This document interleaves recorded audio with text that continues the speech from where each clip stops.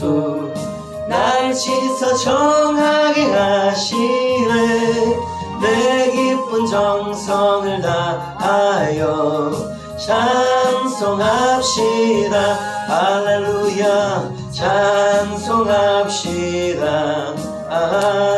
찬송합시다 내 죄를 씻으신 주 이름 찬송합시다 내 주께 회개한 영혼은 생명수 가운데 젖었네 음없고 순전한 주 이름 찬송합시다 찬송합시다 찬송합시다 내 죄를 씻으신 주 이름 찬송합시다 아멘.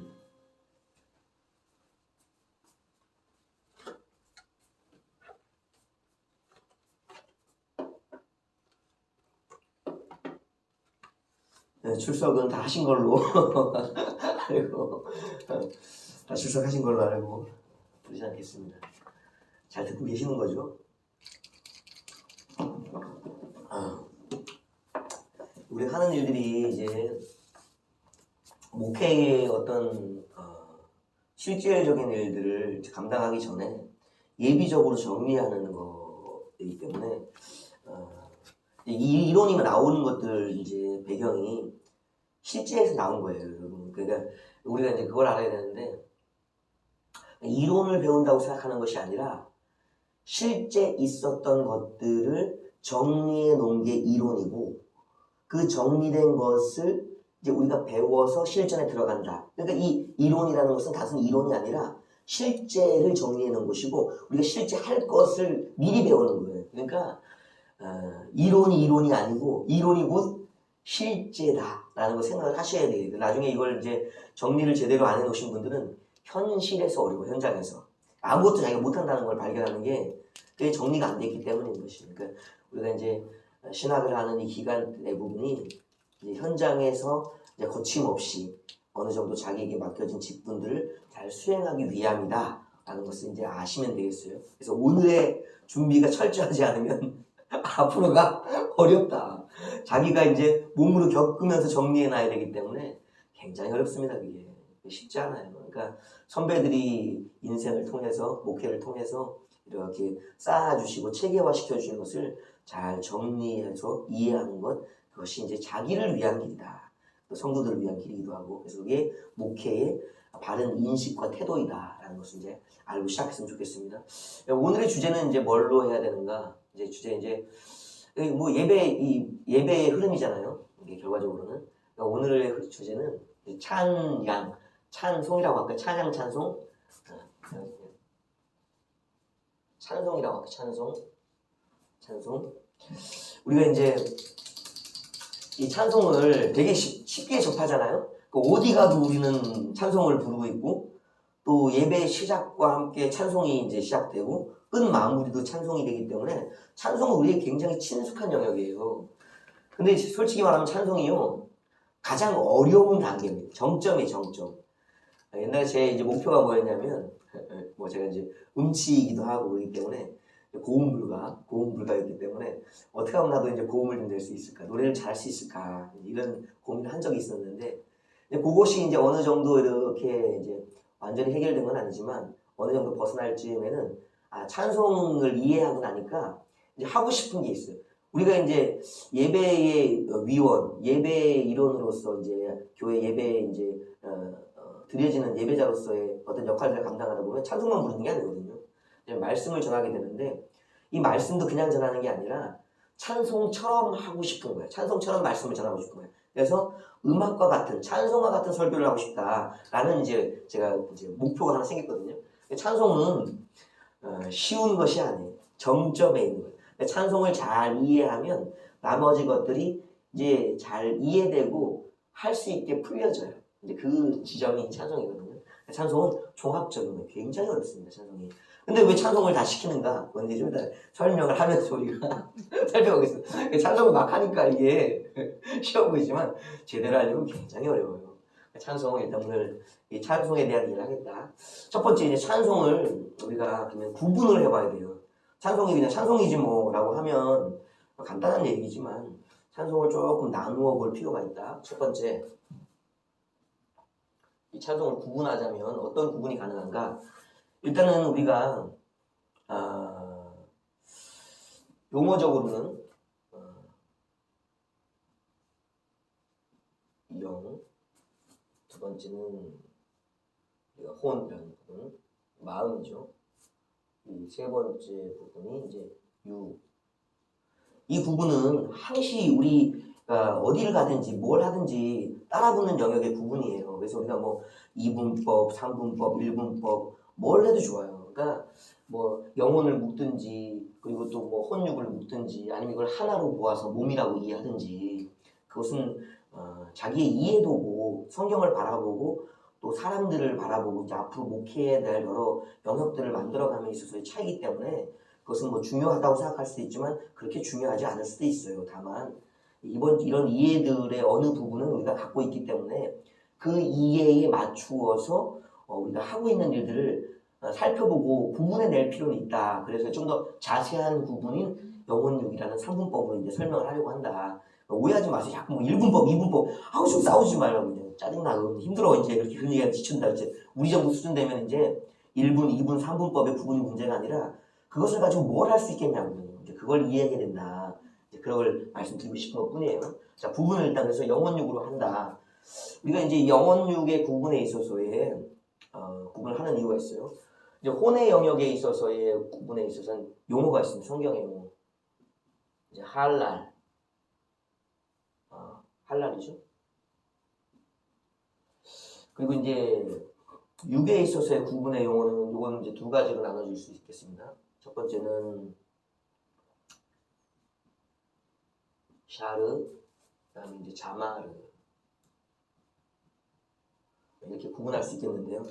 이제 할랄이라는 것은 우리가 이제 잘 알고 있다시피 찬송에 대한 이야기, 찬양에 대한 이야기. 그러니까 우리가 이제 이 찬양이라는 부분이 이제 이 부분이거든요. 그리고 이제 샤르와 자마르 이 부분을 묶어서 우리가 찬송이라고 해요. 잘 안 보이죠? 그러니까 우리가 이 전체 영혼육의 전체의 영역을 우리가 표현할 때 많이 썼던 게 이제 찬양, 찬송 이렇게 이제 우리가 이런 용어를 썼었는데 이걸 좀 구분해 보자면 혼적인 영역에서 이루어지는 것이 할랄, 우리가 찬양이라고 부르는 이 찬양이고 좀 구분하면 그렇다는 거예요. 그리고 이제 육의 영역에서 부르는 샤르, 자마르 이 부분을 우리가 찬송이라는 이야기로 우리가 부른다는 거예요. 그래서 우리가 이 구분을 해본 이유는 뭐냐면 찬송을 부르는 사람들이 일단은 어디에서 찬송이 불러지느냐는 거예요. 그거는 성소, 오늘 우리가 예배당이죠. 교회의 공동체 모임에서 예배 시간에 불려지는 것이 대부분입니다. 그러니까 기본적으로 우리가 알아야 될 것은 뭐냐면 찬송을 한다, 찬송하는 사람이다 라고 얘기하면 먼저 영적으로 그가 살아있는 사람이어야 돼. 우리가 이제 살아있는 사람이라는 것을 우리는 이제 당연히 구분하는 게 이제 성령을 받았느냐, 예수님을 영접했느냐, 예수를 믿고 있느냐 이 부분이거든요. 그러니까 우리가 예수 믿지 않고 성령 받지 않은 자를 우리가 살았다고 얘기하진 않아요. 성경적으로. 그러니까 우리가 기본적으로 찬송하는 사람이다, 찬송을 하고 있다, 찬양하는 사람이다 라고 얘기했을 때는 그 사람은 예수 믿고 성령 받은 사람이에요. 영이 살아있는 사람이에요. 여기는 예수 믿음.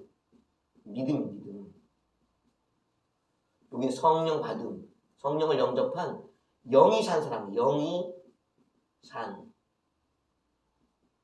사람. 그러니까 결국 예수 믿고 성령 받은 것이 우리의 출발점.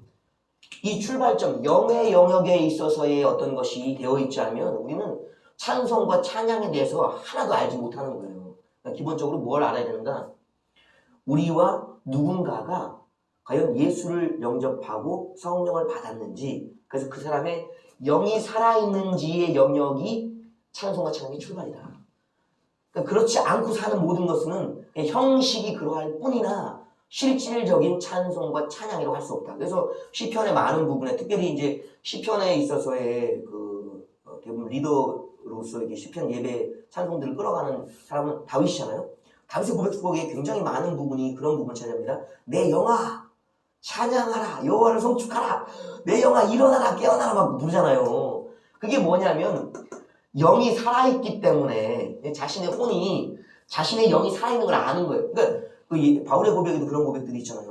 그러니까 너희에게 성령이 계시냐? 그리스도가 너희와 함께 계시냐? 그것을 너희가 알지 못하느냐? 그러면 너희는 죽은 자, 너희는 그리스도의 사람이 아니다. 그리스도적이지 않다. 너희는 그리스도의 것이 아니라는 거예요. 그에게 속하는 것이 아니라는 거예요. 그 이야기가 바로 그 고백과 같은 거예요. 그러니까 결국 우리가 영이 살아있으면요, 자기가 자기 영이 살아있는지 알아요. 그리고 자기 영 안에 성령이 계시고 그리스도의 영이 자기 말씀으로 함께 계심을 자기가 안다고. 이것이 출발점인 것이. 이 출발점에 대한 인식과 구분이 명확해져야 돼. 그래야지만 나머지 것이 이제 정리가 되어져 간다라는 거예요. 그래서 자기가 예수를 믿고 있는지, 그리고 성령을 받았는지, 이 명확한 지점이 있어야만 자기가 영의 찬송, 영의 노래를 부르고 있는지를, 영의 고백을 드리고 있는지를 알게 되는 거예요. 이 고백이 중요한 이유는 뭐냐면 사실은 이 고백에서 대부분의 예배 요소가 정리가 됩니다. 그러니까 자기의 영이 살았기 때문에 이 산 영에 있어서는 바울의 고백에 이제 따르면 뭐가 이루어지냐면 너희가 육에 속해 있지 않고 영에 속해 있다 그랬거든요. 그러니까 성령이 오시면서 우리의 이 몸의 위치는, 몸은 땅에 있잖아요. 근데 이제 성령이 오심으로 너희가 육에 속해 있지 않고 땅에 있지 않고 영에 속해 있다, 하늘의 영역에 있다는 거예요. 그러니까 결과적으로 뭐냐면 하늘에 계신 하나님의 영이 우리에게 오심으로써 하늘과 땅의 구분이 없어지는 영역, 그러한 우리의 존재적인 하나님의 아들됨이라는 건 그런 거예요. 그러니까 자격만의 변화가 아니라 우리의 영적인 상태에 있어서는 하늘과 땅의 경계선이 사라지는 것, 그리고 이 땅의 모든 보이지 않는 영역들이 이제 열려짐이 당연해지는 자격의 부분이 허락되어지는 것이 굉장히 중요한 영역이에요. 그래서 이 부분이 해결되면 우리의 예배의 요소와 신앙의 요소 대부분이 해결되는 거예요. 그러니까 이제 앞으로 우리가 혼의 영역에서 드러낼 모든 것이 이제 사실적으로 근거 없이 되는 것이 아니에요. 여기가 바로 뭐냐면 우리의 영적 근거예요. 영적 근거. 우리가 근거 없이 이야기하면 안 되는 것이, 근거가 있어야 된다. 출처가 있어야 된다고. 이 출처가 중요한 것이. 이 출처를 가지고 하는 것이기 때문에 모든 것이 뭐가 되냐면요, 진리, 사실이 되는 거예요. 그러니까 우리가 거짓말장이가 아닌 이유, 우리가 허망한 것을 가지고 이야기하는 것이 아닌 이유가 바로, 영적 근거가 바로 이 영의 단계에서의 성령 체험, 그리고 예수님을 믿음으로 내 마음의 구주로 영접하는 이 일, 내 영이 살아나는 일, 이 일을 경험하는 것이 출발이다. 출발. 이것을 꼭 구분해서 줍니다. 이것이 되고 난 다음에는요, 이제 믿음이 생겼기 때문에, 이제는 주님과의 사귐의 영역이 이제 풀어지거든요. 그러니까 내 안에 그리스도와 성령이 살아계시기 때문에 나와 함께 주님이 움직이시는 거예요. 그러니까 나의 일상 속에 주님이 참여되어지는 것이. 이게 신비해요, 이게. 그러니까 찬송은요, 이제는 단순한 그냥 노래 부르기 뭐 이런 게 아니에요. 나의 일상 속에 주님이 참여해서 그 일상을 그냥 참여만 하고 있는 것이 아니라 적극적으로 개입해 주시는 거예요. 여기가 그냥 이제 전환되어지는 영역이 뭐냐면요, 이제 주님이 동행하시는, 주님과의 동행. 단순히 같이만 움직이신다, 같이 움직이신다는 영역뿐 아니라 참여하시는, 그리고 내 입에 개입해 주는 것. 그러니까 동행은 같이 움직이기만 하는 것이 아니라 내 모든 일상에 함께 하심과 함께 개입해 주시는 것. 그러니까 뭐가 여기 일어나냐면요, 기도가 일어나요. 기도라는 것은 내 일상이 항상 어떤 다양한 상황 놓이잖아요. 어떤 때는 악인들에 의해서 고난받고 위협받고 또 어떤 질병에 의해서 내 몸이 병든다든지 아니면 영의 공격에 의해서 내 영이 눌린다든지 아니면 세상 환경이 전쟁이 일어난다든지 하는 여러 가지 두려운 상황들 속에서 주님이 내 상황을 해결해 주시는 거예요. 상황을 해결해. 그러니까 현실 문제를 해결해 주시는 거예요. 그러니까 동행과 해결이라는 구체적으로 주님이 나의 힘과 방패와 산성 되신다는 것을 경험하는 이 영역. 이 영역이 뭐예요? 문제 해결 영역이에요. 여기서 바로 체험이 나오는 체험, 현실 체험.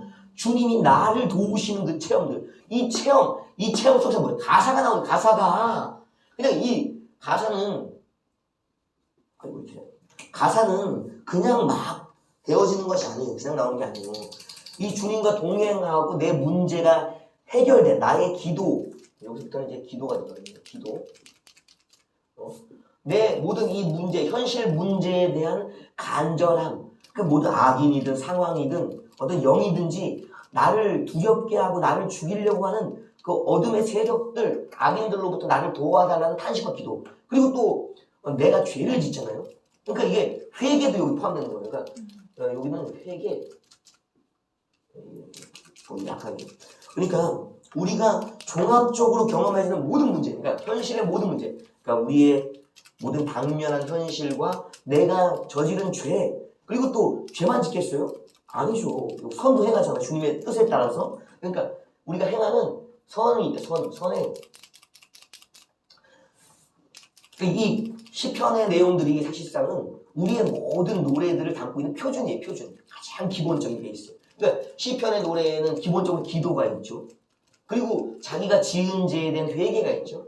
그리고 자신이 하나님께 칭찬받고자 하는 하나님 뜻대로 살았어요. 특히 119편의 이야기들. 그런 것들은 굉장히 성숙도가 높은 가장 높은 단계의 어떤 고백들인 거예요. 이 모든 것을 이뤄낸 것들. 그리고 또 그 안에 어떤 저주도 있어요. 그러니까 우리가 저주라는 것을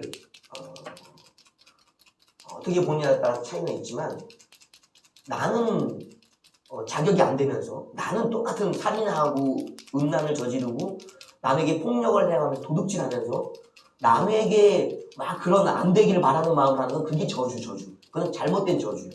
그러나 올바른 저주가 있다고. 하나님의 저주가 있다고. 하나님은 선하신데도 불구하고 다른 사람들에게 내 뜻대로 나의 말씀대로 영생의 말씀대로 살지 않으면 너희가 이러한 벌과 저주를 받을 것이야. 그러니까 하나님의 저주가 있다고. 그것을 따르는 것이 의인의 저주예요. 그러니까 하나님의 말씀을 따라 내가 하나님의 말씀대로 선하게 바르게 살면서 바르게 사는 나를 핍박하고 박해하는 자들, 나를 죽이려고 하고 나의 것을 빼앗으려고 하는 자들을 향한 마땅한 응당의 벌을 선포하는 저주가 있다고. 하나님의 저주가 있다고.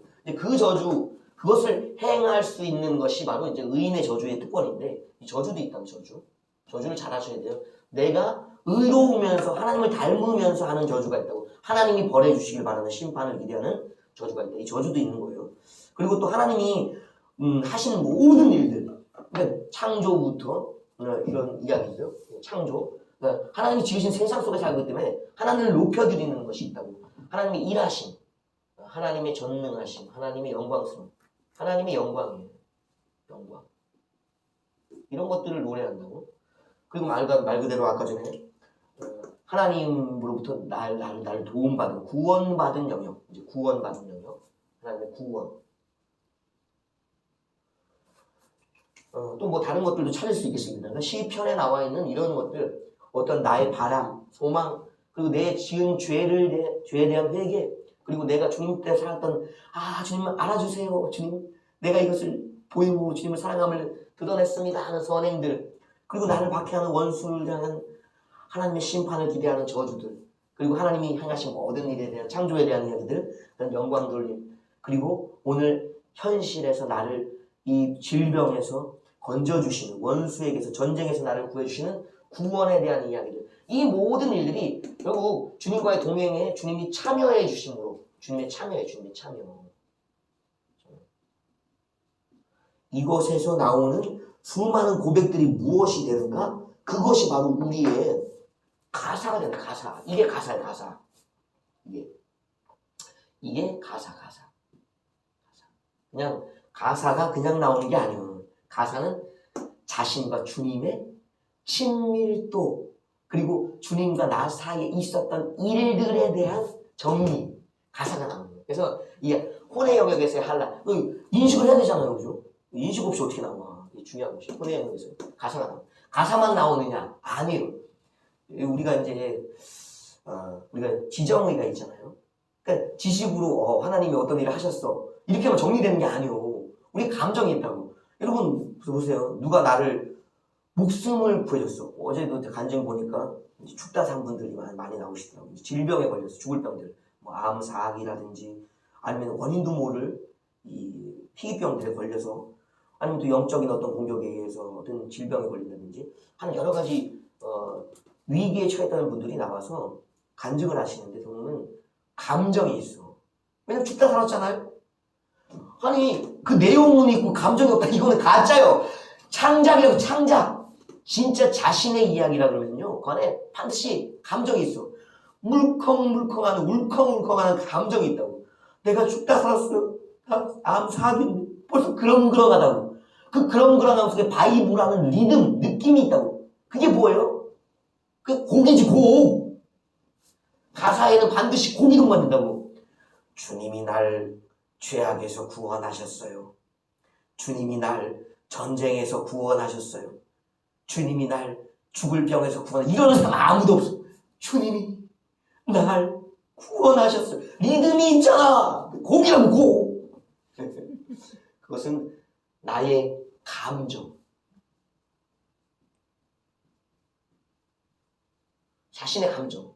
이게 바로 곡이라고. 곡이라는 게 이제 곡마다 내복하는 게 아니라, 아이고 하고의 곡이 아니라 멜로디, 그 가사에 맞는 나의 감정. 이건 다 다르지. 어떤 사람은 할렐루야 할렐루야 할렐루야 하는 사람도 있고, 어떤 사람은 할렐루야 할렐루야 단조롭게 표현하는 사람도 있을 거고, 아니 복잡하게 더 현란하게 표현하는 여러 표현이 있을 것이지만, 기본적으로 자신이 고백하는 감정, 그 곡이 있다는 거예요. 그러니까 결과적으로는 이 혼의 영역에 있어서 이런 내용과 멜로디, 곡조가 있기 때문에 할랄이라는 이야기가 좀, 이 할랄의 뜻은 이제 명백해지는 것, 그리고 자랑하는 것, 그리고 미치는 거예요. 이 할랄이 원래는, 이 할랄이 여기다 쓸까요? 할랄이라는 것이 뜻 자체가 이제 명백하다. 명백하다는 것은 이 사실이기 때문인 거예요. 사실이기 때문에. 뜻이 명백함. 그리고 이 모든 것들이 뭐예요? 내가 이 땅에서 내가 더 이상 존재할 수 없는데도 나를 구해주신 하나님의 이야기이기 때문에 뭐라, 자랑이, 자랑함. 그리고 이 모든 일들이 그냥 내가 해결할 수 있는 일이 아니요. 쉬운 일이면 이렇게 고백하지도 않아. 그냥 해치우지. 일상이기 때문에. 그러나 일상의 범위, 내가 무엇을 할 수 있는 범위를 넘어서 기적적인 주님의 도움이 필요하기 때문에, 기적을 경험한 자이기 때문에 뭐하는, 미치는 거예요. 미치는 거. 이건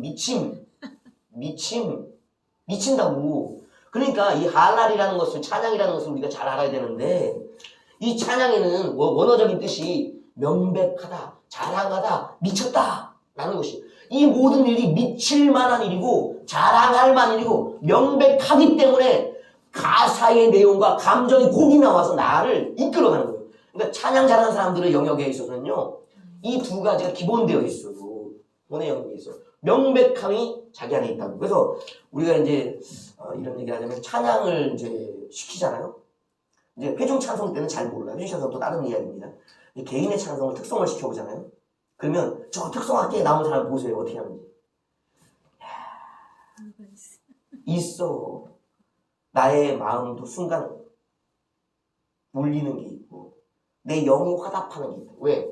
이 특성할 정도면 이것이 다 갖추어져 있기 때문에. 그래서 우리가 이걸 찬양이라고 그러는 거예요. 여기를 찬양이라고. 찬양. 여기를 찬양. 이것이 없는데 찬양이라고 그러는 사람들은 찬양이 아니요. 사실은 찬양이 아니라고. 찬양한다는 걸 들으면 모든 사람이 알 수 있어요. 왜? 그 예배에 참석한 사람들이 뭐하냐면 영이 살아있고 혼이 살아있는 사람들이기 때문에 그 사람의 영과 혼의 고백을 동참한다고. 그래서 사람의 영을 울리지 못하고 사람의 마음을 울리지 못하는 사람은 찬양하는 자가 아니오. 안타깝게도. 그래서 제대로 제 찬양을 하는지는 서로가 안다고. 지도 알고 듣는 회중도 알고 있다고. 그래서 우리가 지랄을 해서 죄송합니다. 열심히 하시는 분들한테. 그래서 우리가 저 사람이 찬양을 하고 있는가 우리가 금방 알 수 있고, 또 혼의 찬양인가 아니면 영에 근거한 찬양인가라는 것도 금방 알 수 있는 거예요. 그게 바로 내 영을 울리고 있는가, 내 마음을, 생각을 흔들고 있는가 라는 것을 느끼면서 영혼의 찬양이 되어지고 있는지를 우리가 알게 된다는 거예요. 그래서 이제 들음하라. 자, 여기까지는 이제 됐죠. 그 다음에 이제 우리가 또 봐야 될 부분이 있는데, 그것이 뭐냐면 이제 여기가 바로 우리의 이제 드러나는 일 거예요. 솔직히 찬양은 드러나지 않아도 돼요. 어떤 식의 찬양, 읊조림의 찬양도 될 수 있어요. 주님이 날 구원하셨네. 아, 할렐루야. 장소도 상관없어요. 집에서도, 부엌에서 일하면서, 일터에서도 상관없어. 하나님이 오늘 나를 도와주시네. 아, 이렇게 일이 잘 되지. 오늘 요리가 즐겁네. 아, 하나님이 어제 생각하면, 아까 전에 생각하면 막 장소에 상관없이 어떤 속으로 해도 되는. 그러니까 표현되어짐도 장소도 상관없는. 그러니까 모든 것이 장소와 표현법, 표현 방법에 구애를 받지 않아요. 장애가 없어. 장애가 없는. 표현 방법에 장애가 없다는, 표현 방법에 있어서의 제약이 없다? 제약이 없다는가요? 제약이 없다. 이게 특징이에요. 그러니까 찬양은요, 누구라도 할 수 있고 언제서라도 할 수 있고 어떤 방법으로도 할 수 있어. 왜?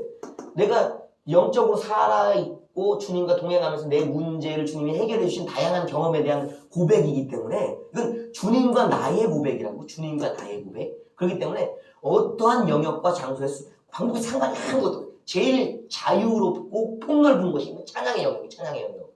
그래서 찬양은 가장 보편적이다. 누구라도 할 수 있는 것이 이 찬양이다. 요 특징이 있겠습니다. 이제 그래서 이 구분을 짓자면, 이 육의 영역에 있어서 이제 찬양과 찬송은 좀 달라집니다. 뭐냐면 이제 샤르라는 것은 노래하다, 손대다, 만지다라는 거예요. 그러니까 이게 일단은 이 노래한다는 건 뭐냐면요. 일단은 아까 우리가 이제 하나님의 구원의 감격에 대한 내용과 감정이 나왔잖아요. 이것을 자기가 혼자 할 때는 괜찮아. 근데 이제 이 샤르의 영역, 노래하다는 영역에 오면요, 체계화가 되어야 돼. 여러분, 우리와 가수는 달라요. 물론 기본적인 여러 가지 다름이 있지만 실력이 다르다고. 왜냐면 여기서는 구체적으로 작곡자의 작곡 능력이 필요가 없어. 여기서는 작사자의 어떤 구체적인 가사 다듬음이 필요가 없다고. 그러나 이 영역, 샤르의 영역, 노래하다는 영역에 오면요, 샤르는 노래하다의 노래. 노래하는 자, 가수가 되어서 하는 노래의 영역은요, 전문의 영역이라고. 전문의 영역. 이게 찬송의 영역. 여기를 구분하자면 여기가 이제 우리는 구분되는데 찬송이네. 찬송.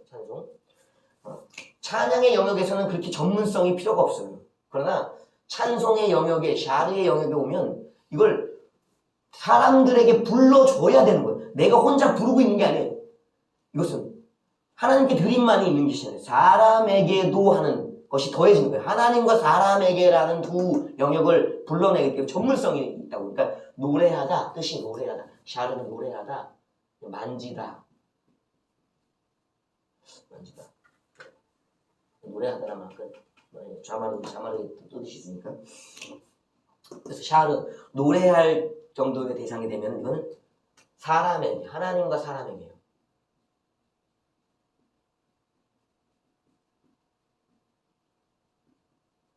하나님과 사람 앞에서 노래하기 때문에 실력이 있어야 된다고. 하나님은 괜찮아요. 그러나 사람에게는 노래를 못하면 노래 듣기도 싫어. 스킵. 바로 패스. 그래서 우리가 이제 찬송의 영역에서 중요한 것은 실력이다, 실력. 여기서는 실력. 이 실력은 어떻게 자라는지 우리가 잘 알고 있어요. 찬양 때는 하나님과 개인적 교제와 친밀감이 높아야 돼. 많은 체험과 경험을 해야 돼요. 그러나 실력의 영역에 오면, 노래의 영역에 오면 어떻게 되겠어요? 연습을 해야지. 축구 맨날 그냥 그 눈으로만 보다가 축구 잘할 것 같아요? 축구하고 싶은 열망이 있다고 축구 잘할 것 같아요? 뛰어야지. 몸의 영역은요, 훈련 정도라고, 훈련 정도. 그러니까 실력은 훈련량이에요, 연습량. 그래서 뭘 해야 되는가 하면, 자주 모여서, 자주 다루고, 자주 그 연주는 찬송이니까, 자주 불러봐야 돼. 그래서 어떤 사람이 찬송을 이제 특성으로 나왔어. 은혜를 엄청나게 받았어. 할렐루야. 그것과 저 사람이 참으로 실력 있고 잘 노래했다, 잘 찬송했다라는 건 전혀 달라. 노래는 엉망이요. 근데 감동을 받을 수 있다고. 반대로 노래 엄청 잘해. 근데 영적인 울림과 감동이 하나도 없는 사람이 있다고. 그것이 바로 이 실력과 또 마음의 영역에 있어서의 차이가 분명한 거예요. 그러니까 이 부분이 애매해. 이제 찬송 인도를 시켜야 되는데 찬양하는 사람을 시킬 것인가, 찬송하는 사람을 시킬 것인가. 물론 베이스가 되어서 차곡차곡 쌓여져 온 사람들은 문제가 전혀 안 돼요. 대부분 근데 현실적으로 이게 문제가 되는 이유는 뭐냐면 이 단계적인 디딤돌을 밟고 여기까지 와 있는 사람이 없거든. 예수를 영접 안 했는데 그냥 그 체험도 하나도 없는데 그냥 노래만 시키는 거예요. 왜냐면 이게 찬송이 쉬워진 영역이 뭐냐면요, 찬송가가 있기 때문에 그렇고요, 복음성가가 있기 때문에 CCM이 있기 때문에 그런 거예요. 우리가 이것이 전혀 없는 새 노래를 부른다 그러면 이것이 없다면 아무 노래도 할 수가 없어. 우리 찬송 찬양도 아무것도 할 수가 없다고. 그러나 우리에게 새 노래가 있는 것이 옛 노래가 있다고. 찬송가가 있잖아요. 650곡이나 복음성가 CCM이 수없이 많이 있잖아요.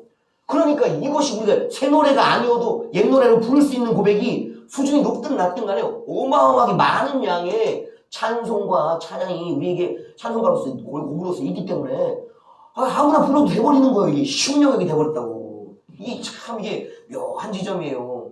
그래서 우리가 그런 깊은 영역의 고백들을 드릴 수 없는 때라도 그 찬송가를 가지고 와서 나도 그렇게 갈망의 마음으로 하나님을 향한 그 사랑의 마음으로 부를 수 있는 의미에서는 참 좋으나 이것도 없이 그냥 부를 수 있는 영역이 되어버렸기 때문에 찬송이 아주 쉬운 영역, 우스운 영역이 돼버리는 거예요. 이게 좀 안타까워요. 이게 그래서 이 구분의 영역에 있어서의 어떤 것들, 최소한 이 영역에 와 있으면 이것을 근거해서 뭐가 있습니까?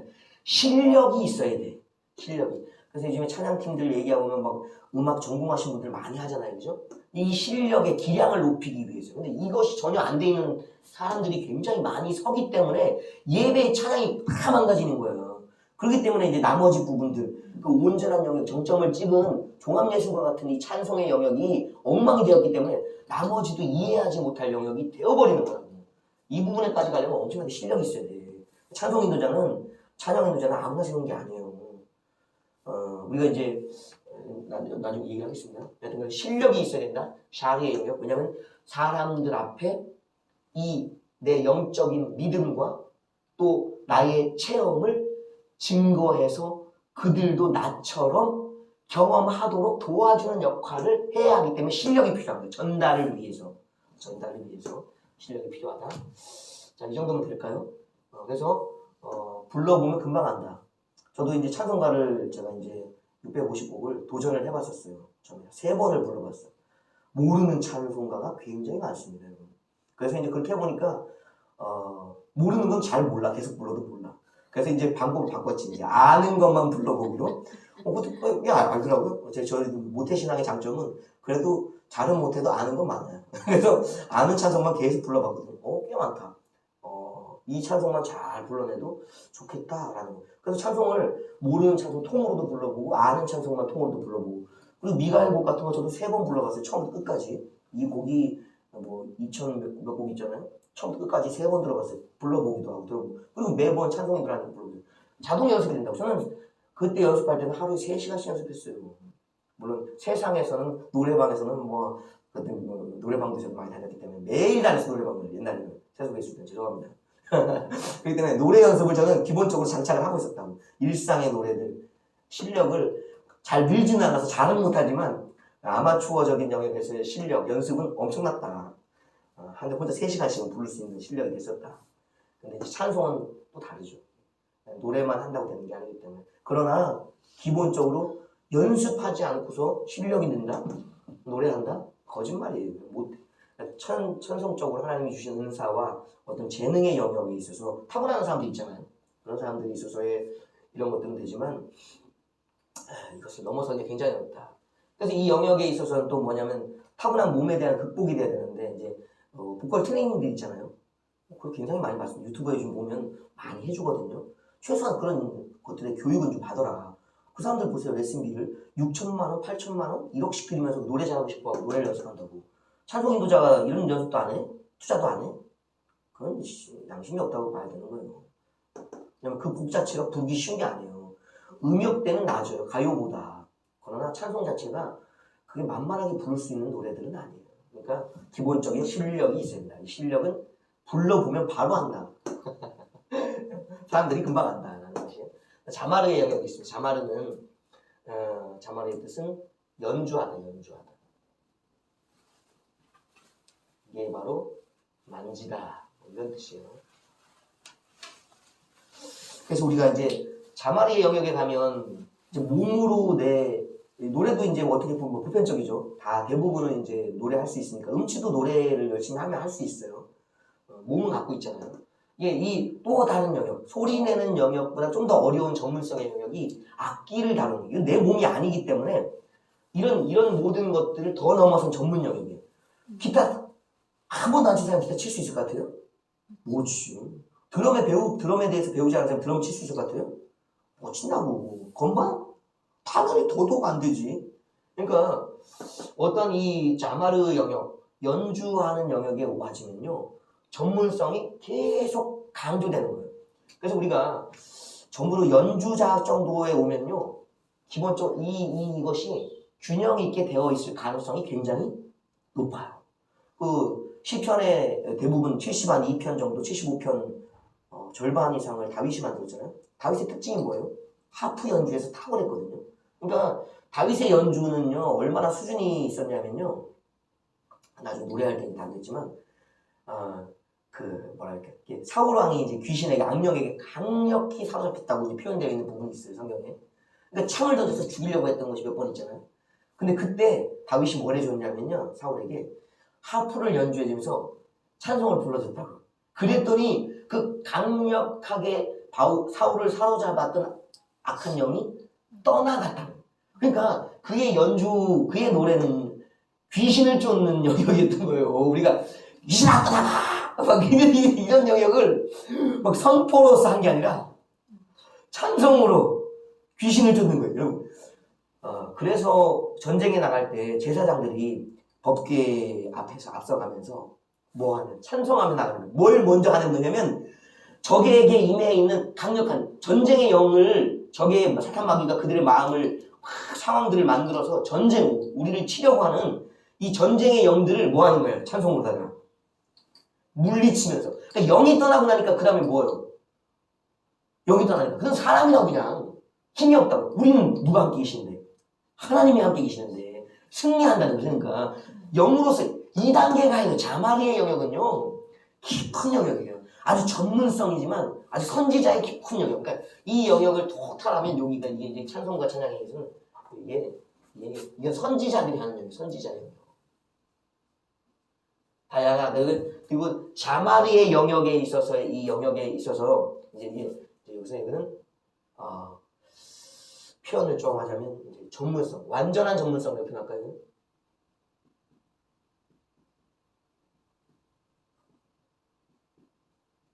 이 완전한 전문성의 영역은 전쟁까지도 포함, 전쟁까지도.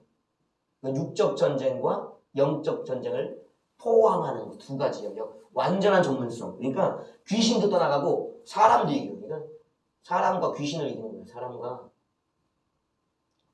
사탄을 이기는. 사람과 사탄과의 싸움의 영역에서도 이길 수 있는 전쟁의 어떤 전문성을 가지고 있다. 그래서 이거는 왕권적인 일. 선지자인 것은 영을 통해서 영적인 체험들을 통해서 이제 이것을 하기 때문에 선지성 그리고 이 마지막에 전문성, 완전한 전문성, 전쟁의 영역의 승리자, 영적 육적 전쟁의 승리자이기 때문에 왕권을 가지고 있어요. 또 여기에 뭐냐면 이것이 전체가 어디서 드려지냐면 예배라는 제사라는 성전 성소에서 드려지는 것이기 때문에 이거는 또 제사장권이에요. 왕권. 그러니까 선지자, 왕권, 제사장권의 토탈적인 영역에 있어서의 확인, 선포가 이루어지는 게 찬송인 거예요. 찬송이 어려운 거 쉬운 게 아니라니까. 그래서 이 자마리의 영역에서 또 다른 것은 이제 악기가 하나가 아니잖아요. 그러니까 전문성의 영역은 또 폭이 굉장히 넓어진다. 그러니까 우리가 시편 150편이 이제 이 최종 고백이에요. 선포 거기 뭐냐고 되냐면 할렐루야 그의 성소에서 하나님 찾는 시편 150편의 종합적인 정리입니다. 할렐루야 그러면 할렐루야 그러니까 할랄이라고 그러죠? 그러니까 이게 우리가 여기 할렐루야 이게 찬송의 정점 용어적으로 정점은 뭐냐면 이게 다시 할렐루야 이게 할렐루야 많이 써야 돼요. 할렐루야 이게 뭐냐니까 이게 종합적인 함축적인 한마디 이게 주여와 같은 표현인 거예요. 주여 속에 우리가 옛날에 사도신경 배웠어요. 신앙 고백 배웠고 이 고백 모든 것이 그 주여 속에 부르심 속에 있다면 할렐루야는 이 찬송의 종합적인 정리 딱 한마디 하면 할렐루야 하면 끝나는 거예요. 뭐야? 할랄 뭐예요? 명백하게 너 체험 있어? 너 자랑할 수 있어? 너 미쳐 있어? 그러니까 할랄 하나님이 나를 구원하셨다. 나를 전쟁에서 이기게 하셨다. 내 질병을 고쳐주셨다. 나의 가난을 해결해 주셨다. 라는 이 미친 듯한 명백함. 삶이 있어야 돼요. 삶이. 이 열정이 가사와 곡이 이 할렐 쓰게 나오는 할렐 루 하라는 거예요. 뭘? 명령. 이거는 그러니까 간증을 그냥 혼자만 하고 있는 것이 아니라 명령, 하라. 이건 명령이에요. 선포. 하나님이 나에게 체험시켜 주신 것이 이것을 회중 가운데 풀어놓으라는 거. 다윗도 고백하잖아요. 주님이 나를 용서해 주시고 가르치면 내가 이 죄인된 삶에서 벗어나면 회중 가운데 주의 의와 도를 선포하리라. 이 다윗의 고백이거든요. 그러니까 나를 구해주시고 용서해주신 모든 것 체험은 뭘 위한 거냐면 나만을 위한 것이 아니라 그 성전 성소에서 하나님을 아직 모르는 자들에게 나는 이렇게 많은 은혜를 받은 자야. 너희들도 이런 하나님을 만날 수 있어 라고 자랑해줘서 하나님과 사람을 이어주는 역할을 하라고 명령받은 명령권. 이 선포권이라고 이게 전도가 다른 게 아니에요. 찬송 전도라는 거예요. 회중 가운데 하는 명령. 그리고 그 동시에 그것은 너희들도 체험하고 해! 라는 보내심. 이게 바로 사도성이 요 안에 녹아져 있는 거예요.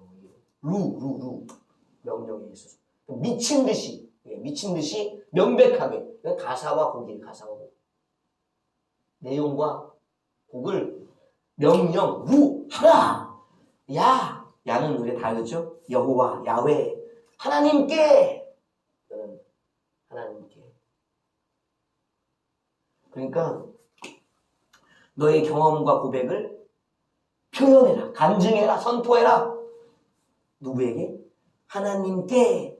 그러면 그것을 전문적인 영역, 또 성소에서 하게 되면 사람이 듣고 하나님을 알게 된다. 그것이 바로 이게 곡이 있는 말씀, 곡이 있는 기도, 곡이 있는 신앙 고백. 곡조가 붙은 멜로디 있는 모든 영역에 닿는 찬송은 정점이죠. 참 어렵습니다. 그래서 구분은 우리가 해야 된다. 첫 번째 설명하자면 영에 있어서 분명히 예수 믿고 성령 받은 자여야 된다. 영적 근거가 있어야 되는데 영이 죽은 자는 노래하는 것을 이건 사람에게는 할 수 있지만 영계에서는 가치가 없는 거예요. 영계에서. 우리는 영적 사람이기 때문에 영계에서 가치는 영원한 가치를 노래해야 된다고. 혼의 영역에 있어서 할랄 자기가 경험한 하나님과 동행과 하나님이 나의 삶에 참여해 주시는 많은 내용들, 경험들이 있어야 되고 거기에 대한 감정이 일어날 수밖에 없다. 그러니까 가사와 멜로디를 가지고 자랑하고 그 감격에 미쳐서 불러야 한다. 그리고 이건 제한이 없다. 모두가 할 수 있다. 찬양은 모두가 할 수 있다. 그 다음에 이제 전문적이어야 된다. 거기서 머물러 있는 게 아니라 개인적인 단계에 머물러 있는 게 아니라 사람들에게 드러낼 수 있는 영역, 누구라도 부담 없이 다가갈 수 있는 실력이 있어야 된다. 그 연주하고 특히 악기 다양성은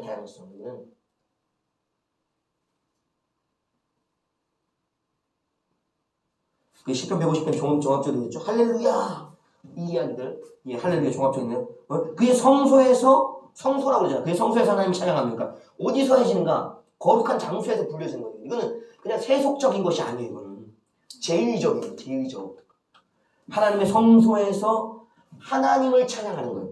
하나님이 하신 일이기 때문에 이 하나님을 찬양하는 것을 사람이 듣는 것이 하나님을 찬양하며 권능의 궁창에서 그를 찬양할 수 있다. 그러니까 이 찬양이 시편 150편의 고백 1절의 고백은 뭐냐면 너희가 성소에서 하나님을 찬양하면 하늘의 궁창에서도 찬송이 일어나는 거, 화답이 일어나는 거예요. 그러니까 여기에 회중 찬송의 비밀이 있는 거예요. 찬송 인도자, 이 전문적인 영역의 사람이 회중 앞에서 찬송을 인도하면 그 마음과 영혼이 육이 감격이 거여서 동참하게 되는 거예요. 회중에서 화답이 이루어지는 거예요. 회중 찬송의 리더는 여기서 있는 거예요. 다양한 악기들이죠. 화답을 이뤄내요. 화답이 회중의 화답. 첫 번째는 회중의 화답이에요. 두 번째는 하늘 천사들의 화답. 그러니까 땅에서는 성소에서는 나의 찬송 인도를 통해서 내가 부르는 찬양의 고백을 통해서 그들도 회중도 따라 고백하게 되는 화답이 일어나지만 우리의 이 화답이 무엇을 이끌어내면 천사들의 궁창에서의 찬송을 이끌어내는 천군과 천사들이 화답하게 되어지는 그러니까 천사의 찬송을 가르치소라는 찬송이 있잖아요. 가사 내용이 하늘의 찬송, 천사의 찬송을 내게 가르치소서라는 찬송이 있잖아요. 그 찬송에 내가 찬송을 부르면서 하늘에도 찬송이 울리고 하늘의 예배가 펼쳐지는 이 영역이 화답의 영역, 전문가의 영역. 그러니까 저것이 되어져야 돼. 그래서 다양한 악기를 다뤄야 된다. 그래서 한 가지 재능쯤은 필요해요. 저도 이제 특송하려고 이제 우리 이제 뭐 하나 곡을 정해놓고 이걸 한번 해보자. 악기를 하나씩 배우게 됐어요. 가마다. 저는 이제 악보를 보는 눈이 없으니까 까막 눈이니까 저는 때리겠습니다. 그래서 타악기를 배우고 그래서 배우고 악보를 못 읽기 때문에 그래도 악보를 못 읽어도 좀 할 수 있는 게 타악기잖아요. 악보를 못 읽으니까 타악기를 배우고 드럼을 좀 그래서 그냥 한 간단한 곡다 학교종이 땡땡땡 수준 정도는 칠 수 있는 이런 이제 연주를 그래서 악기를 하나씩 배우는 게 좋다고 다양한 악기. 그래서 자기에게 맞는 이 내용과 곡을 표현할 만한 어떤 실력 그것이 악기적인 실력, 연주 실력 그건 전문 영역이다. 어떤 사람 막 치는 사람 있잖아요. 막 치는 사람 있잖아요. 어떤 사람 노래로서 그런 사람 있고 다양성이 이 안에 있다. 다양한 악기. 그러니까 그 다음이 나와요. 나팔 소리로 찬양하고 비파와 수금으로 찬양하며 소고치며 찬양하고 현악과 퉁소로 찬양하고 큰 소리 나는 재금으로 찬양하고 높은 소리 나는 재금으로 찬양하라. 그러니까 다양한 악기들을 통해서 주님을 찬양하는 거예요. 왜냐하면 하늘의 예배도 그렇기 때문에 그런 거예요. 그러니까 다윗이 맡은 것은 성막 시절의 예배보다도 더 다양한 아주 버라이어트한 예배를 보고 온 거예요. 그러니까 이것은 풀려져야지만 풀리는 것이. 모세는 그런 예배를 안 드리고 싶었겠어요? 모세도 드리고 싶었죠. 출애굽 때 그 홍해를 건너면서 미리암 막 속고치면서 작은 북을 치면서 막 찬송했잖아요. 그 미리암에 있어서는 이 실력이 됐다고. 이 북을 칠 정도의 실력이 됐다고. 모세는 뭘 쳤는지 모르겠어요. 모세는 그냥 노래만 불렀던 것 같아. 그러니까 이제 하고 싶어도 뭐가 안 되냐. 악기를 다룰 수 있는 전문성이 없는 거야. 북을 못 쳤던가 뭘 할 수. 그러니까 이게 아무리 탁월한 지도자라도 이 악기를 다룰 수 없다고. 다 다루는 게 아니라고. 전문 영역. 그러니까 이 악기를 하나씩 다루는 게 좋다고. 그래서 하늘의 찬송의 영역에 있어서 사탄에게 표현되는 표현 중에 너를 위해서 악기가 만들어졌다. 그러니까 사탄이 얼마나 하나님을 위한 찬송의 전문가인 영역인가 이 악기를 통해서. 그러니까 하나님에 대한 다양한 표현. 그러니까 얼마나 여기에서는 찬송이 화려하게 다양하게 풀려졌을까. 이게 여기에 있다고요. 근데 이제 그걸 가지고 교만을 통해 타락해버린 것이 문제이지만 악기의 영역은 더욱더 풍성하게 좀 강력하게 해준다고 이 악기가. 네, 그런 것이죠. 교회 내 어떤 초기에는 악기 연주 못하게 했잖아요. 피아노 건반만 치게 하고. 근데 요즘은 보편화되어 있잖아요. 너무 이것도 문제는 있지만 기본적으로 다양한 악기를 통해서 다양한 영역을 강력하게 표현하는 것이 성경적이고 좋은 것이에요. 원래는. 또 그 중간중간 나와 있는 것이 뭐냐면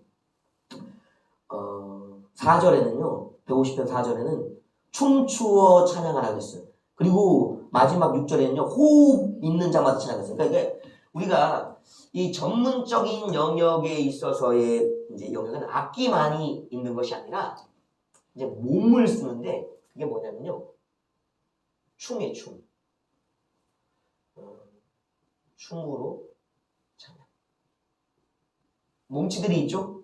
몸치들은 죽었다 깨도 안 돼. 예. 저도 몸치예요. 그래서 저도 누가 춤을 추라 그러면 국민체조 춤을 췄어. 국민체조 춤. 남들이 막 비웃더라고. 안 춰주는 거 어떻게 해. 춤이 안 돼, 저는. 딴 건 다 되는데 춤이 안 돼. 안타까워요. 그래서 전문적인 영역으로 갈수록 악기와 춤으로 다룬다. 이 춤의 영역에 있어서의 또 단계들을 좀 이렇게 여러 가지 표현하자면 어려운 춤도 있지만 쉬운 춤이 있다고. 제일 쉬운 춤은 뭘까요?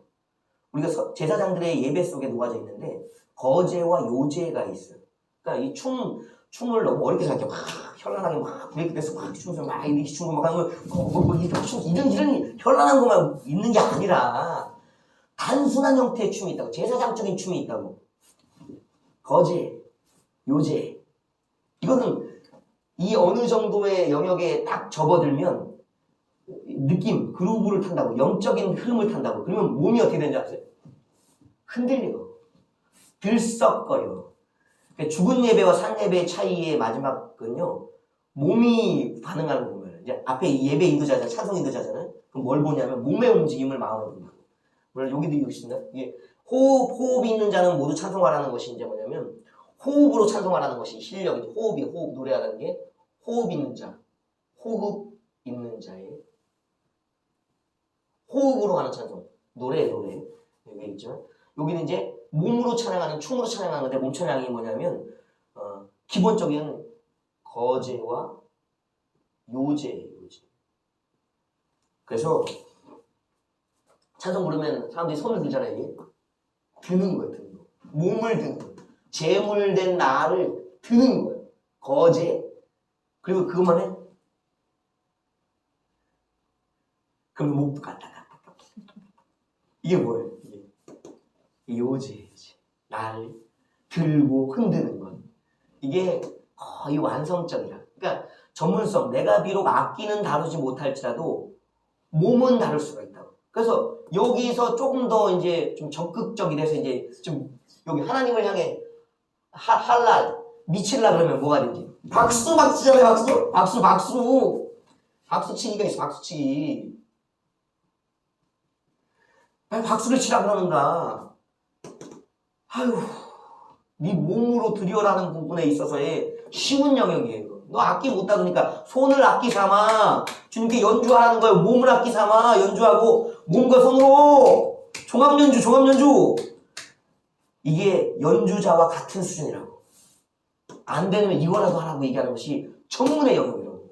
그래서 예배 시간에 이렇게 보면은 몸이 흔들거린다, 손이 들린다, 입이 열렸다, 찬송하고 있구나 아는 거예요. 그러니까 우리가 찬양의 영역에만 있는 게 아니라 이제 이것을 밖으로 끌어내야 된다. 표현의 영역, 더 나은 전문적인 영역. 이게 바로 자마르의 영역이다. 그러니까 우리가 알아야 한다. 이제 우리의 믿음의 신앙의 영역, 이 근거를 가지고 이제 뭘 해야 되는가? 할랄, 찬양, 명백하게 자랑하는, 미친 듯이 하는 이 고백을 해야 된다는 거예요. 흐지부지. 그 흐지부지는 뭘까요? 이 내용이 흐지부지한 거야. 믿음이 흐지부지한 거야. 주님과 동행? 생각해 봐야 됩니다. 그래서 그 내용을 하는 자신감 있게 하고 있는가. 명백한 거. 여기 나오는 애들 보면 알잖아요. 나 하는 거 보면. 그럼 뭐 이건 끝난 거라. 찬양이 안 되는데 뭐가 되겠어요. 찬송 실력까지 갖추었어. 확실하기 때문에 내가 반드시 이 고백을 주님께 온전히 드리겠다는 명백하기 때문에 실력이 확 찬다고. 연습한다고. 그러고. 잘해. 늘었네. 그것만 아니요.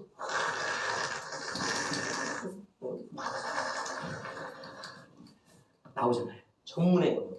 이 구분이 우리에게 있다. 진짜 찬송과 찬양은 보면 안다. 들으면 안다. 느껴진다. 영적으로 내 마음적으로. 구분이 있다라는 것이. 아이고, 시간이 너무 잡으면. 하여튼 오늘 그냥 대략적인 스케치를 하는 거니까요. 뭐 살려주신다면 시즌3까지 가서 한번 좀 했으면 좋겠지만 할 수 있을지 모르겠어요. 자, 하여튼 구분은, 찬송의 구분은 이렇다. 두 번째, 이 구분이 되어 있는 사람이라면 예배자. 두 번째는 사람이다. 누가? 자신이 누군지를 아는, 내가 누구인지를 아는 사람. 자신을 인식한 자예요. 내가 성소에서 하나님과 사람들에게 나의 신앙을 고백하고 선포하는 사람이라는 것. 예배자라는 인식을 하게 돼요. 예배자. 이것은 어떻게 아냐면요. 예배 시간을 보면 알아요. 찬송자, 이제, 우리가 이제 주보에 보면은 이게 뭐 11시 땡땡 해가지고 이제 순서가 쭉 나와 있잖아요. 근데 그 11시 땡땡 전에 30분 전이나 보통 뭐 적어도 한 10분, 20분 전에 대부분 찬송을 부르거든요. 이제 그 찬송에 대한 이해도가 이제 달라 있는 거예요. 그러니까 요렇게 영역에 있어서 찬송하는 자들, 찬양하는 자들은요, 예배 시간 땡 하자마자 들어오지 않아요. 이 예배의 폭이 예배 전까지 넓어져 있다고. 예배 전 찬송이라는 영역까지도 넓어져 있어. 그래서 아는 거예요. 순간 땡 하고 들어온 사람들은 이제 그 사람은 뭘 세우면 안 되냐면요. 찬송 인도를 세우면 안 돼. 왜? 이 인식이 없는 거예요. 예배가 언제부터라고 생각하기 때문에. 찬송 후에 예식적인 영역이 이제 그 사람에게 이제 예배이기 때문에 그 사람은 찬송자가 아니에요. 찬송자는 언제부터 와 있냐면요. 이 예배 전 찬송을 부르기 전부터, 저는 언제가부터 와 있냐면 1시간 전부터 와 있거나 늦어도 30분 전. 뭐 시간이 어떤 할 일이 있으면 뭐 하여튼 그렇지만 하여튼 대부분 평균적으로 저는 1시간 전에 와서 찬송을 준비해요. 왜냐면 저는 예배 전 찬송을 부르는 자이기 때문에. 이런 자가 찬송이 들어가는 거예요. 여러분. 아무나 하는 게 아니고. 찬송이 곧 예배의 모든 것의 시작이다라는 것을. 그러니까 폭이 벌써 딱 하는 그 시간적 예배 예식 전에 찬송의 영역까지도 준비되어 있는 자가 찬송 인도자예요. 그러니까 알아죠. 에이구, 딱 들어오면, 에이구, 땡. 벌써 와서 기도하고 있어? 그래, 준비하고 있구나. 찬송을 부를 준비를 하고 있구나. 예배 드릴 준비를 하고 있구나. 예배의 폭이 넓어진 자. 네. 자기가 이제 어떠한 자인지, 예배자임을 인식하는 게 중요한 거예요, 예배자인지. 이게 안 된 사람을 앞에 세울 수 있을까? 예배도 안 되는데. 세우면 안 돼. 사람에 대한 인식이 중요하다. 그리고 자기가 선지자적 왕권이고 제사장적인 삼직. 예. 이 삼직을 이제 우리가 이제 이해를 해야 되는 게 다윗 자체도 삼직을 감당한 사람이잖아요. 이런 사람들이 얘들이 있습니다. 얘들이 첫 번째 다윗이 예배 때가 성전도 물론 다윗이 짓도록 모든 것을 이제 설계대부터 시작해서 재료들까지 다 준비해놨어요. 평화 시기까지도. 다윗은 모든 것을 준비한 자예요.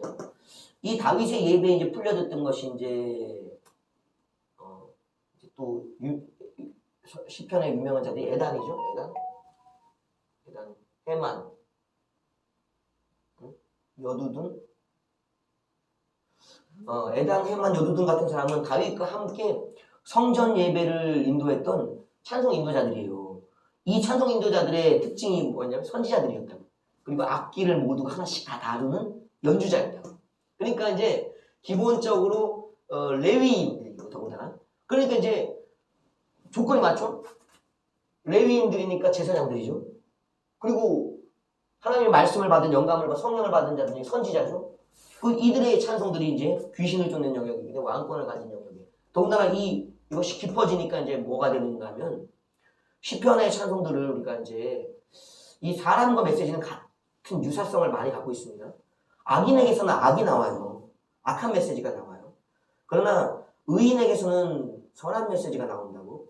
선한 행실이 나온다고. 그 사람과 그의 메시지, 행동은 같아요. 그러니까 열매를 보고 안다라고 얘기하잖아요. 성경에서는. 예수님 말씀에. 그러니까 이들을 보면 이들에게서 뭔 메시지가 나온 거예요. 선지자이자 제사장이자 왕권을 가진 자들에게 있어서 메시지는요.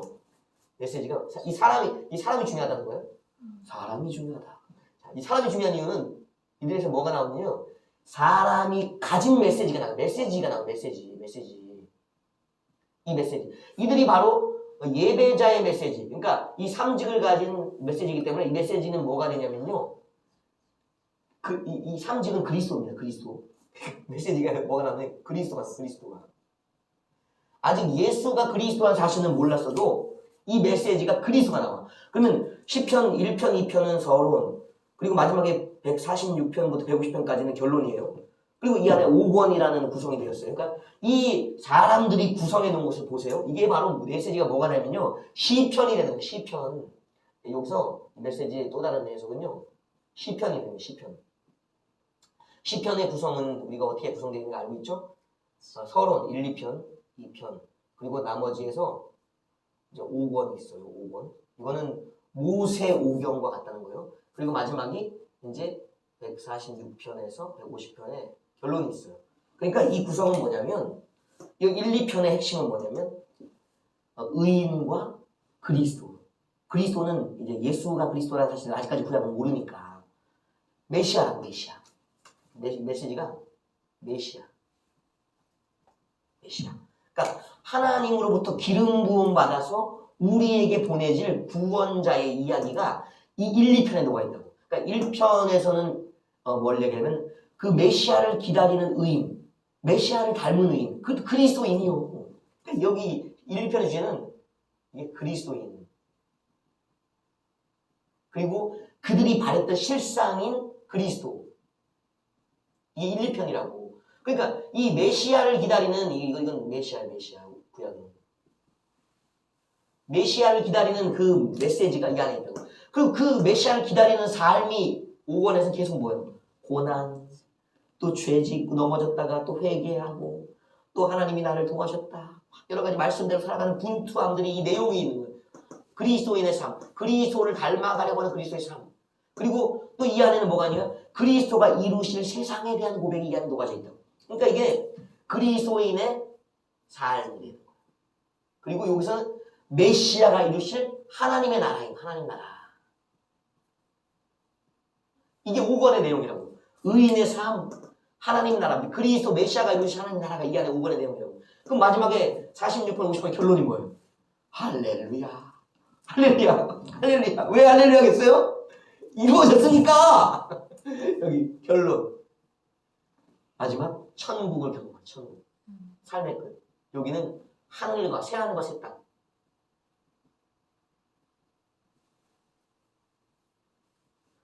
그러니까 천국과 새하늘. 그러니까 그리스도인의 삶을 추구하는 의인이 천국을 마지막에 경험하는 거고, 그리스도 메시아가 하나님의 나라를 이루실 것을 그리고 완성하시는 것을 시편은 그렇게 고백하고 있다. 그러니까 이 시편은 이 고백하는 자들이 그리스도인. 그러니까 지금의 오늘날 예수가 그리스도라는 고백까지는 몰랐지만 그래도 그리스도인, 메시아를 기다리는 메시아인이었다고. 닮아가기로 했던, 사모했던 선지자 왕권을 가진 자 제사장들이었기 때문에 이 메시지가 나온다고. 시편은 그래서 중요한 거예요. 이 다른 말씀과 달라요. 우리가 나중에 설교할 때 또 하겠지만 성경은 다양한 구성들로 이루어져 있어요. 뭐 형식적인 구성도 있지만 내용적인 구성이 다양하다고. 그 첫 번째 시편의 다른 점은 뭐냐면요. 성경은 하나님 말씀은 하나님이 사람에게 말씀하신 것이에요. 근데 시편은요 반대로 사람이 하나님과 사람에게 드린 거예요. 그러면 이거는 나오는 출발지가 다르다고? 그러니까 하나님에게서 나왔으니까 우리는 하나님 말씀이라고 생각하면 당연해요. 근데 사람이 말했는데 어떻게 이 시편이 되냐고. 이거 하나님의 말씀이 되냐고. 사람의 말이지. 이 사람에 대한 인식을 바꾸는 것이 이 시편이에요. 이 사람은 더 이상 이제는 육에 속한 사람이 아니에요. 왜냐하면 삼직을 가진 저 영역을 가지고 하기 때문에 더 이상 땅의 사람, 죄인의 영역이 아닌 하나님의 사람, 하늘의 사람, 의인이기 때문에 시편은 이게 이거냐면 하나님의 말씀이 되는 하나님의 말씀.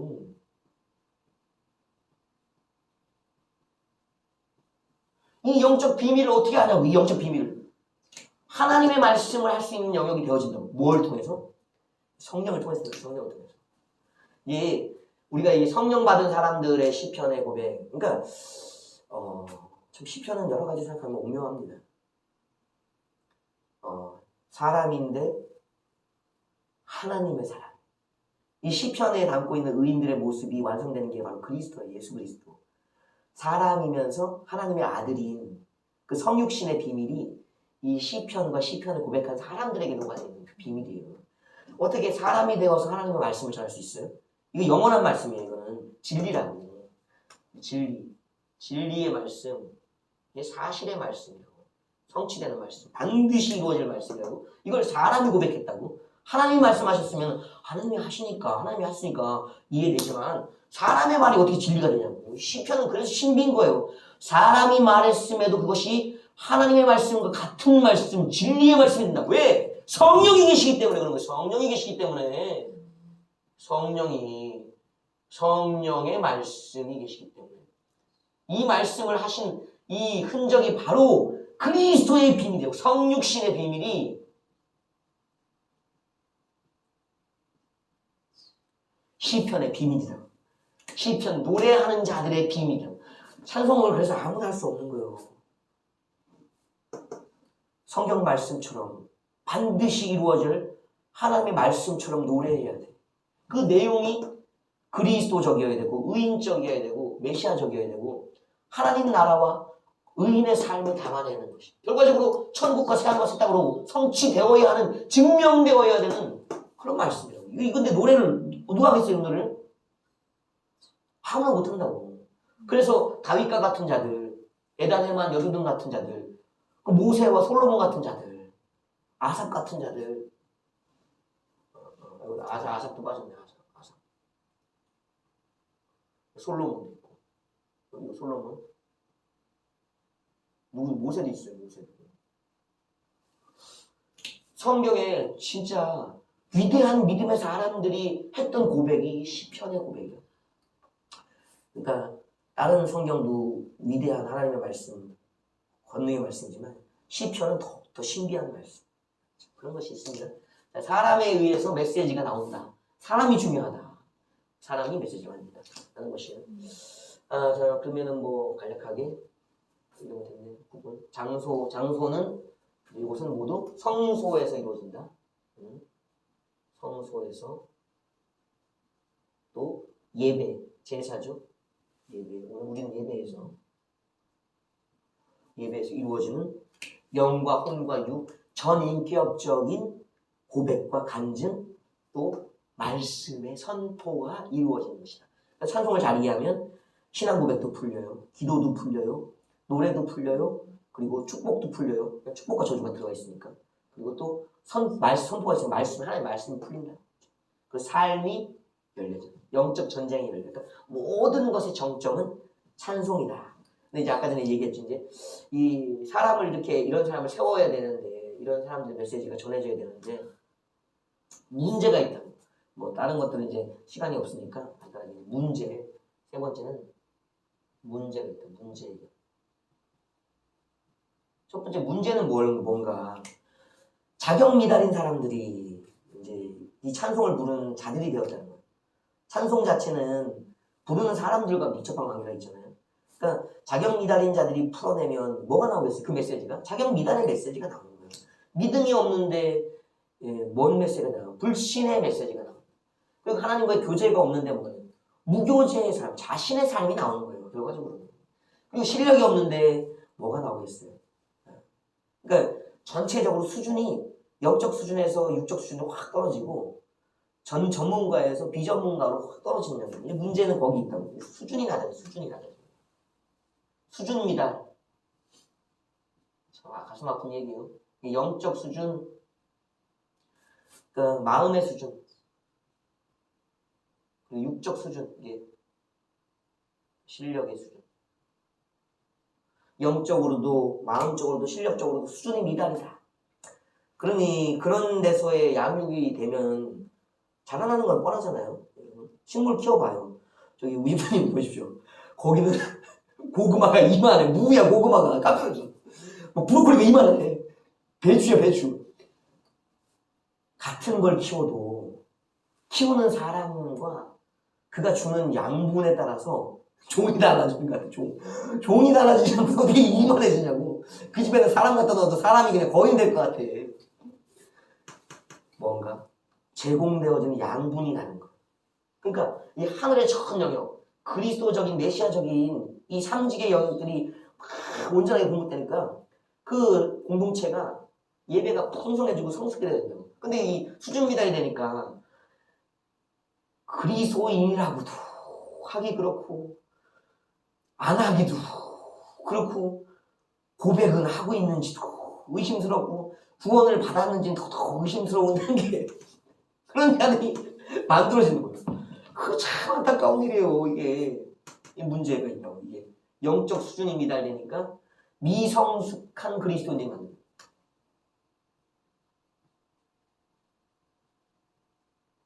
미성숙한 그리스도인. 이 찬송인도를 잘못하니까 종합적으로 이 미성숙한 그리스도인이 만들어지는 거예요. 그리고 이제 앞에 또 이제 문제는 뭐냐면 화답이라고 아까 얘기했잖아요. 이제 사람과 사람의 화답, 하늘과 사람의 화답이 이제 이어지는데 이 실력이 안 되니까 화답이 안 이루어져. 화답이. 두 번째는 화답 없습니다. 화답.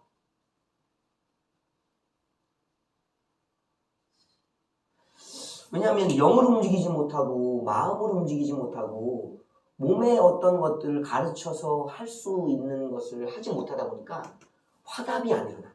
옛날에 저도 뭘 느꼈냐면 이제 저도 미성숙할 때가 있잖아요. 지금도 뭐 이제 성숙으로 따지면 한참 남았지만 여정이 남았지만 지금보다도 훨씬 엉망이었을 때가 있었다고. 어른들이 저를 볼 때 뭐냐면 제가 찬송을 막 하잖아요. 어른들이 끝나고 나면 콧질질이 제가 초등학생 들어가기 전에 이렇게 애들 콧질질이 뭐 이럴 때 있잖아요. 이런 애들이 서갖고 이제 이러면서 찬송인도를 하는 영적으로 보면 수준의 때가 있었다고 얘기를 해줘요. 피드백을 들어야 돼. 반드시 자기가 잘하고 있다 생각하면 안 돼. 콧질질이 수준이 영적인 수준이 있다고. 아무것도 해줄 수 없는데 그 수준에 있어서에 있으니까 영적인 사람도 다 못 끌어내지. 그러니까 엉망인 거지. 진짜 그런 수준이 있었다면 이제 그런 것들을 이제 돌이켜 볼 때 참 이걸 어떻게 할 수 있을까? 그것은 하나님에 대한 간절한 기도밖에 없어. 왜냐하면 우리는 늘 부족해. 나이가 들어도 부족하고 실력이 늘어도 부족하고 늘 부족해. 이제 우리에게는 예수 그리스도와 성령이 오셔야만 근본적인 게 완전하신 분이기 때문에. 그래서 이 화답 없음의 문제는 나도 성숙되지 못하고 회중도 성숙되지 못하기 때문에 천상의 예배까지 이룰 수 있는 수준이 안 되는 상황인 거죠. 그렇기 때문에 우리 사이에 적어도 화답을 만들어내려면 은혜가 필요해요. 은혜라는 거, 여기서 은혜라는 것은 예수 그리스도 성령이 우리 예배 가운데 와주시는 거예요. 임재. 영적 임재가 문제예요. 영적 임재.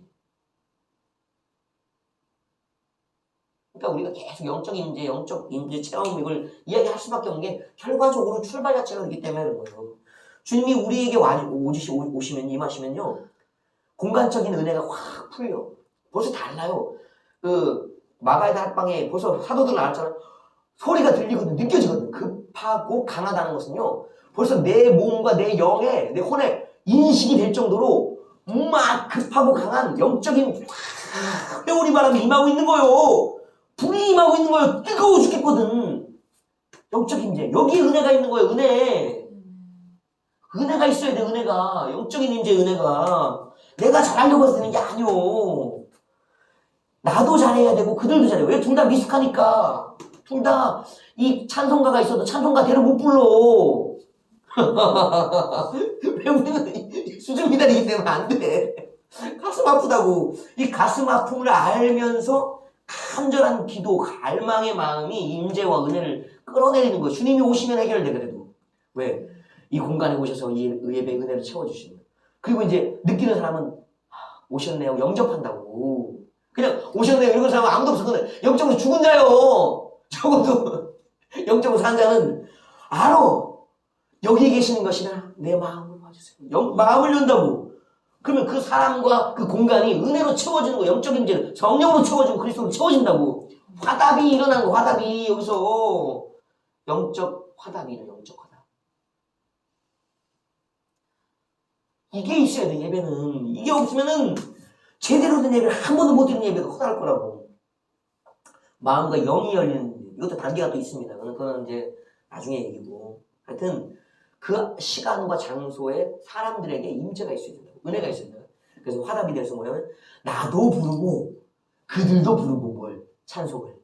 그래서 이 찬송이 하나님께 드려짐으로 하늘에서도 받으심의 예배가 같이 이루어지는, 땅과 하늘이 예배드리는, 찬송드리는 이 예배. 천지 만물이 찬송하는 기적이 나오잖아요. 그러니까 만물의 찬송이 우리 안에 놓아져 있고 우리가 드리는 찬송이 하늘에도 놓아져 있는, 같이. 참 이게 영적 화답이 이루어지는 화답이 있어요. 이것을 해결은 기도의 기도 결과.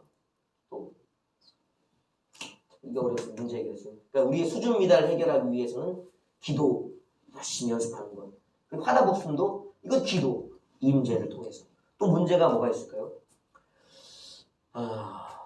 주여 지혜를 주십시오. 뭐 임재면 해결돼요, 대부분. 나머지는 뭐 실력과 시간이 해결되지. 이제 시간 나머지 세월 시간은 저도 이제 찬송인도의 시간이 꽤 됐죠. 제가 집사 시절 그때도 찬송인도를 좀 했으니까요. 전도사 때도 하고 간부사 때도 하고 목사가 되어서 다 하고 있거든요. 그러니까 이제 그 시간을 따지면은 8년, 10년 되겠네요. 이게 시간이 10년 걸렸다고, 10년. 참. 네? 단편적인 거, 지금 모습만 보면 안 된다고. 이때부터, 10년 전부터 누적되어 왔던 것이 지금의 자신인 거예요. 그러니까 지금 자신이 1년, 2년 됐어. 그만큼인 거예요. 시간만큼인 거예요. 시간만큼. 7년 됐어. 그만큼인 거예요. 시간은 자기가 주님 앞에 선 만큼, 주님 앞에 자신을 드린 만큼, 자신을 주님께 드린 만큼.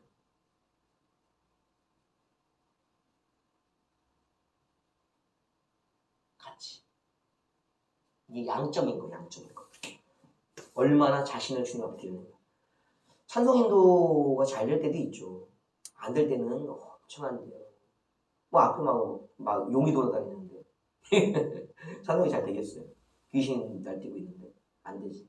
놀릴 때도 있고 회중들이 입도 못 열 때도 있다고, 안타까운 막 정죄감이 일어날 때도 있고 여러 가지 어려움의 시간들을 또 간절하게 드리고 싶은 마음과 그 하여튼 자신의 죄스러운 마음들, 이 모든 것이 항상 녹아져 있는 것, 시간이 필요하다고. 이 시간 속에는 뭐가 있냐면 앞으로 이제 헌금 예물하겠지만 자신을 드리느라고 자신의 모든 것을, 이게 재물이에요, 재물. 이 시간성에는 재물이에요, 재물. 나를 드리는, 내가 주님의 재물됨이 있다고. 그러니까 교만한 나를 드리는 것도 이 안에 포함되고 연약한 나를 드리는 것도 이 안에 포함되고 성숙함을 드리는 것도 이 안에 포함되는 모든 것이 이 시간. 그래서 계속 서야 되는 거예요. 언제까지? 그만하라고 할 때까지. 그러면 해결된다. 그래서 우리의 수준을 갖다 높여야 되고 은혜로서 화답을 이끌어내야 되고 우리의 시간, 주님이 그만할 때까지 우리는 그 자리에 그렇게 서 있어야 되는 거예요. 나를 드리는 것으로서.